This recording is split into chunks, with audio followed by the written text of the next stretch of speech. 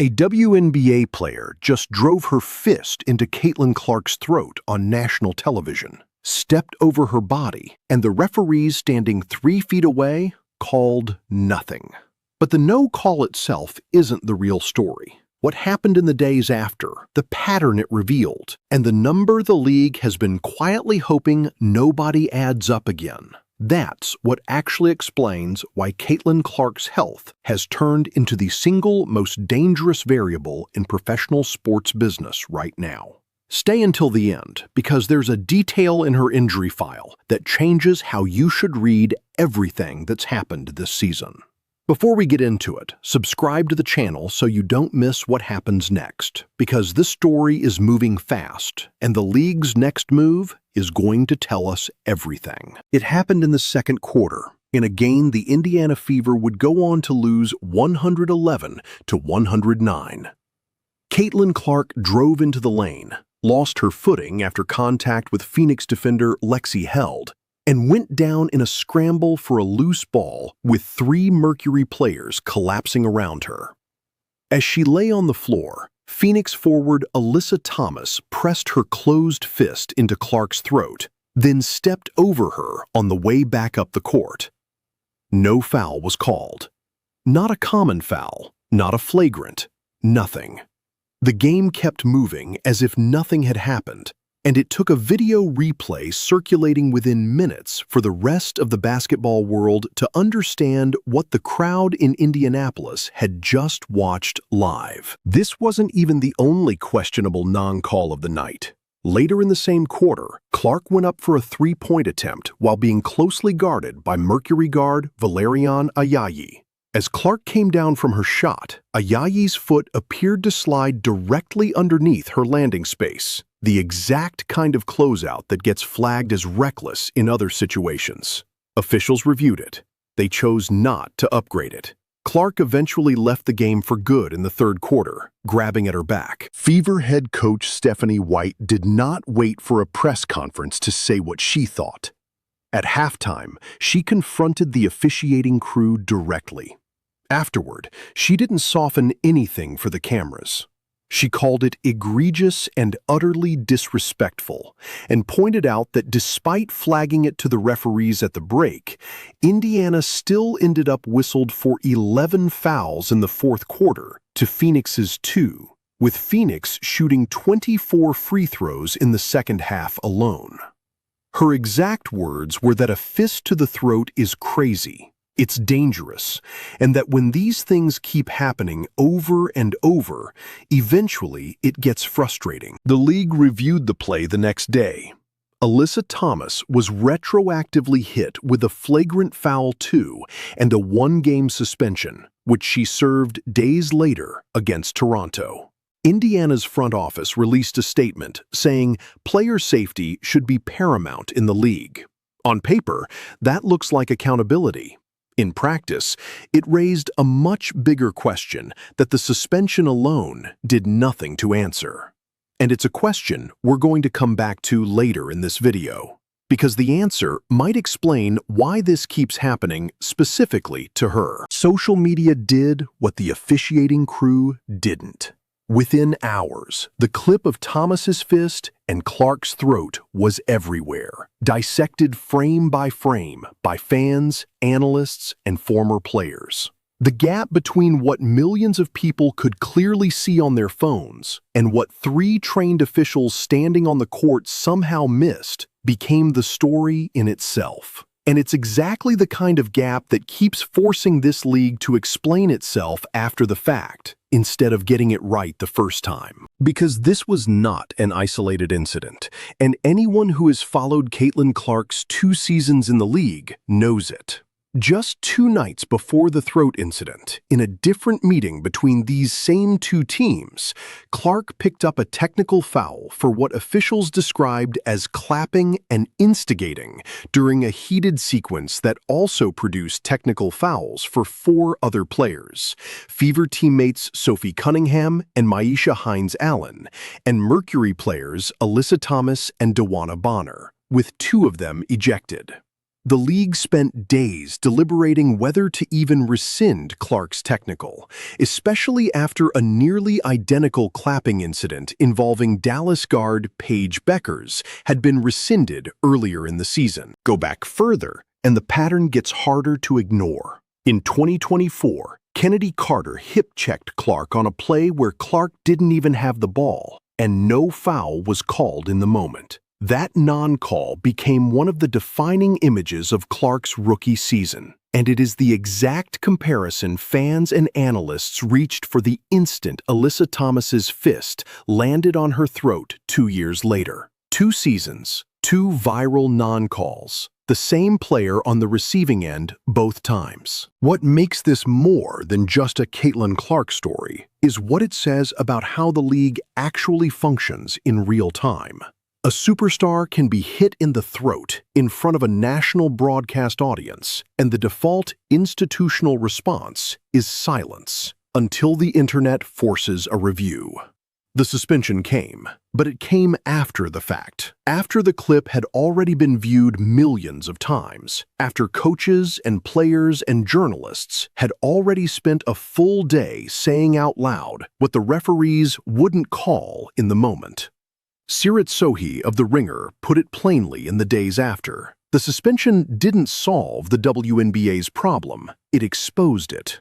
The problem isn't one bad call. It's a league that keeps needing the internet to do the officiating crew's job for them, and keeps discovering the same institutional blind spot every single time it happens to its most visible player. There's also an uglier layer underneath all of this that's harder to talk about, but impossible to ignore if you've watched how this story unfolds every single time.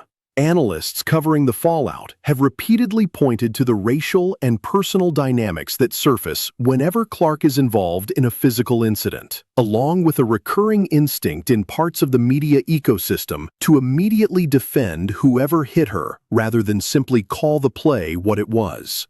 That instinct doesn't just protect individual players from criticism. It quietly trains referees, coaches, and the league office to treat contact against Clark as somehow more debatable than contact against anyone else. And that is exactly the kind of institutional pattern that gets people hurt. Here's where the story gets uncomfortable in a different way.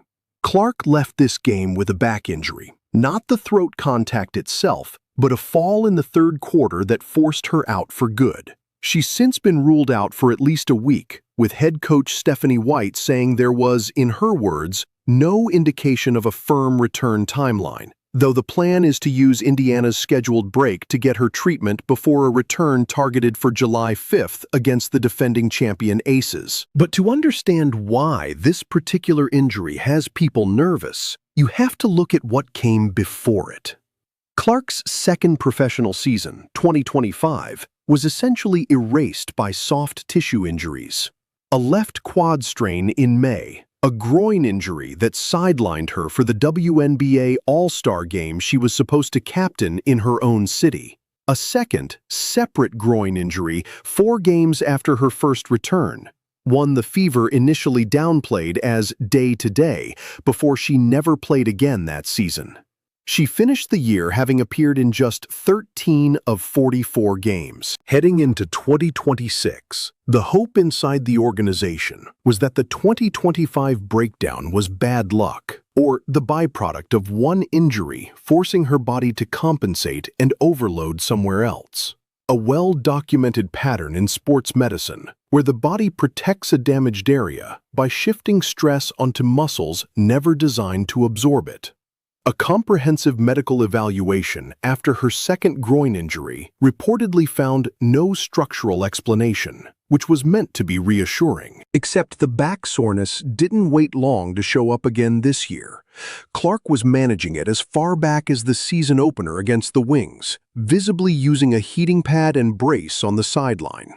She missed her first game of the season in May with it, and now, after absorbing contact that her own coach called dangerous, she's dealing with the same body part again. Nobody in the organization is saying the throat incident caused the back injury, but nobody is saying it definitely didn't either. And that ambiguity is exactly the kind of thing that should worry a league whose business model leans this heavily on one player's availability. What makes this frustrating rather than just unlucky is how well Clark had actually been playing before all of this. Through 17 games this season, she was averaging 21.2 points and 8.2 assists a night, shooting 34% from three, essentially matching the pace of her Rookie of the Year campaign. The Fever, meanwhile, were sitting at a modest 10-8, a team clearly still figuring itself out, even with her on the floor. Every game she misses now isn't just a missed data point on a stat sheet. It's a missed opportunity for a team that needs her rhythm to figure out who they actually are before the playoffs. And here's the part that should genuinely worry anyone rooting for her career, not just her fans. Sports medicine specialists have been clear for years that repeated soft tissue injuries in different, seemingly unrelated areas, a quad, then a groin, then a back, are not usually a coincidence. They're often the signature of a body that never got the chance to fully reset before being pushed back onto the court. If that's what's happening here again, the questions this raises go well beyond one suspension and one bad no-call. We'll get back to exactly what that could mean for her long-term before this video is over. This is where the story stops being about basketball and starts being about money. And the number at the center of it is one that even league insiders have called almost unbelievable.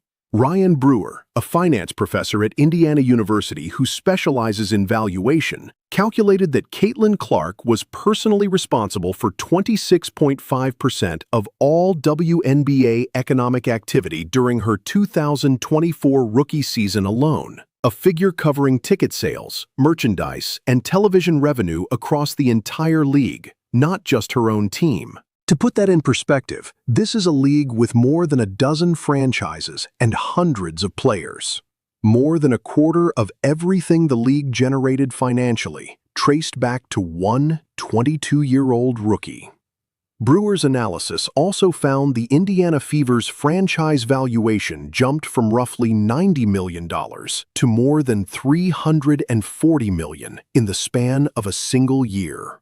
Growth that is almost impossible to explain without her presence on the roster.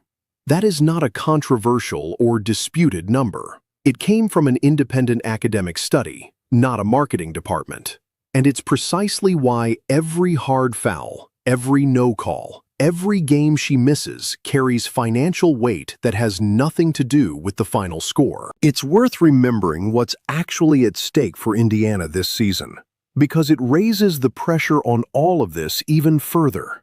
After reaching the semifinals in 2025 without Clark for most of the year, pushing the eventual champion Las Vegas Aces to the brink, the Fever entered this season with genuine championship aspirations, built around a healthy Clark alongside Kelsey Mitchell and Aaliyah Boston, the 2023 Rookie of the Year. Free agents specifically cited the chance to play with Clark as a deciding factor in choosing Indiana over other destinations. That's the version of this season the front office was building toward. A healthy Clark, a deeper roster, and a real shot at the finals. Instead, 10 weeks in, the Fever are sitting at a modest record, and their franchise player has now missed time to a back injury sustained days after a play that should never have gone uncalled in the first place. Every week she's out is a week Indiana isn't building the chemistry and rhythm it needs heading into a playoff push against a conference that includes the defending champions. The league has direct, measurable evidence of what her absence costs, because it already lived through it once. When Clark missed time with the quad strain in May of last season, nationally televised games featuring the Fever saw viewership fall from an average of 1.81 million with her active to 847,000 without her, according to Nielsen data reported at the time, a drop of more than half.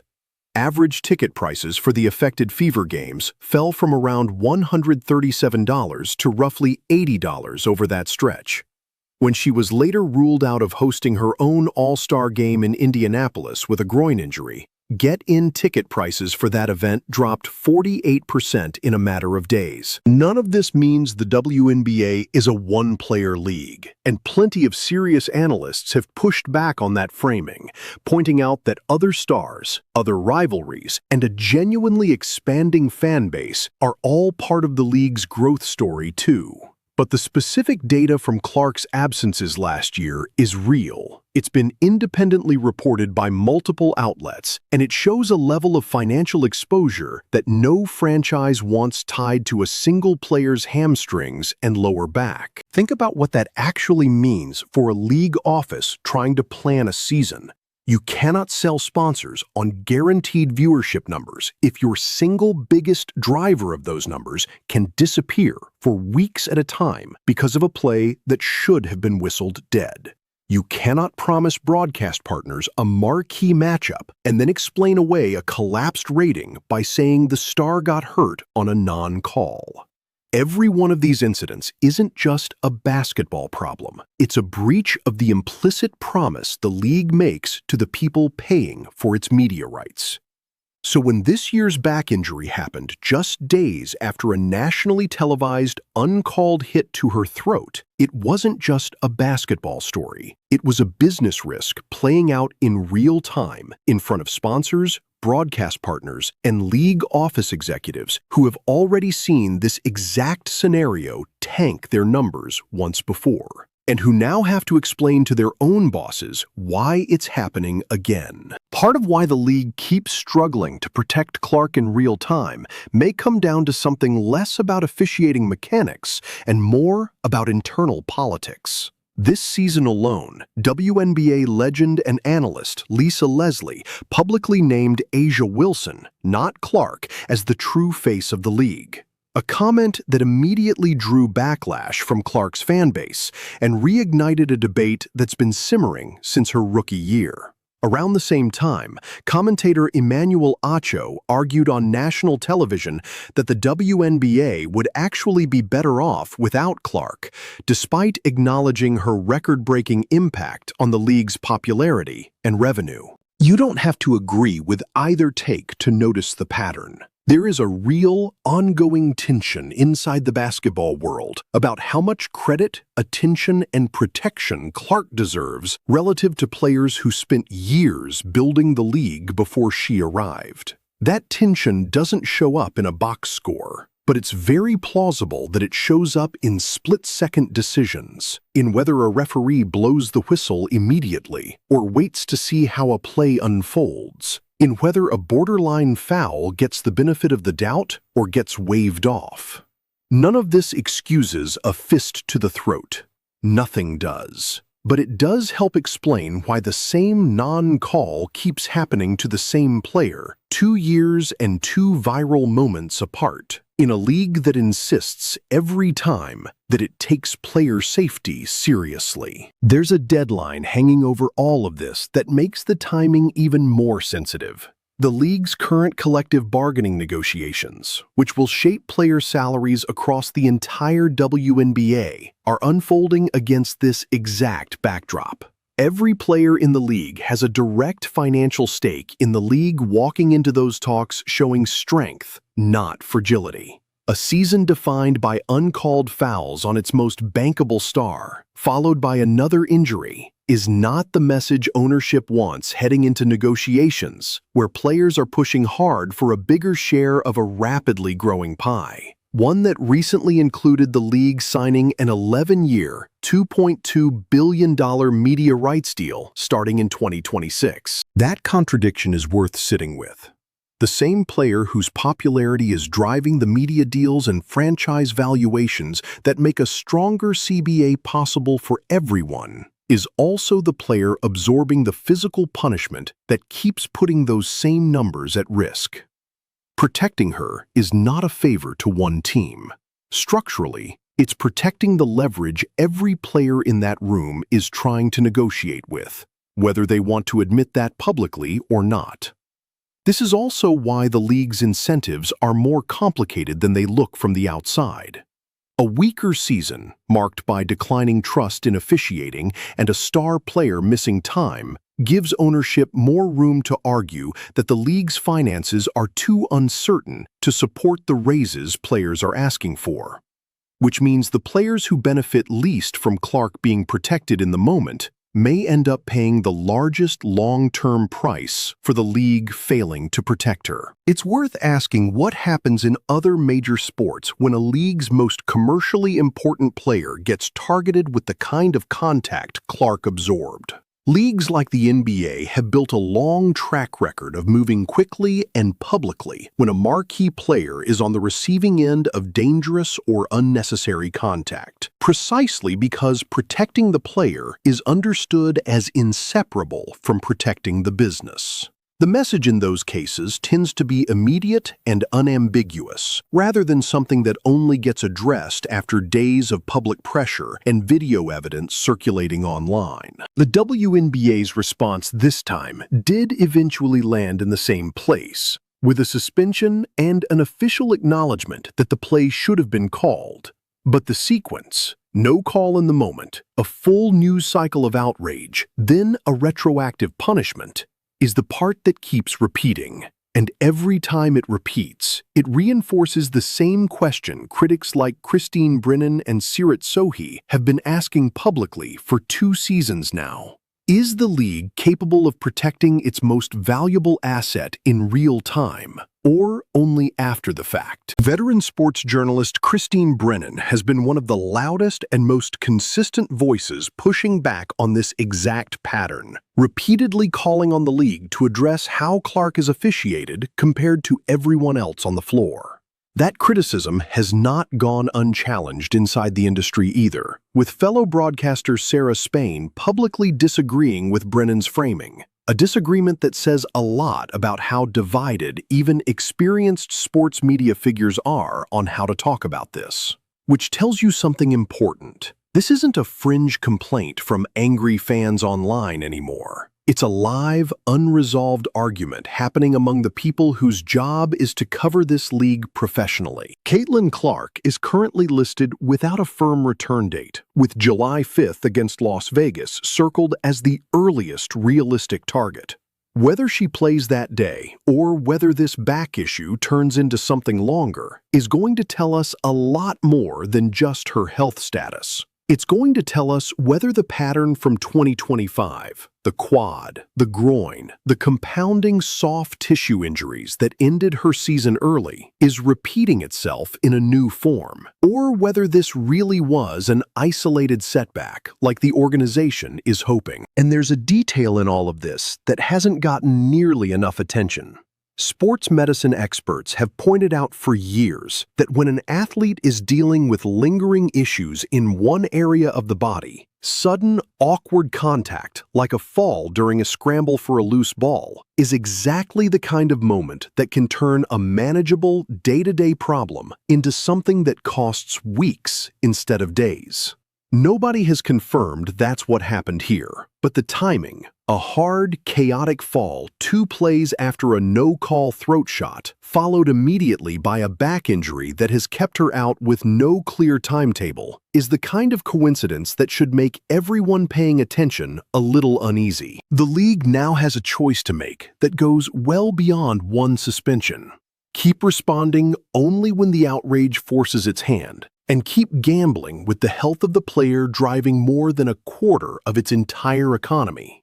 Or actually change how games involving her are officiated in real time before the next hit lands, and there's no retroactive fine that can undo it. What happens on July 5th against Las Vegas is going to answer the first, most immediate part of that question.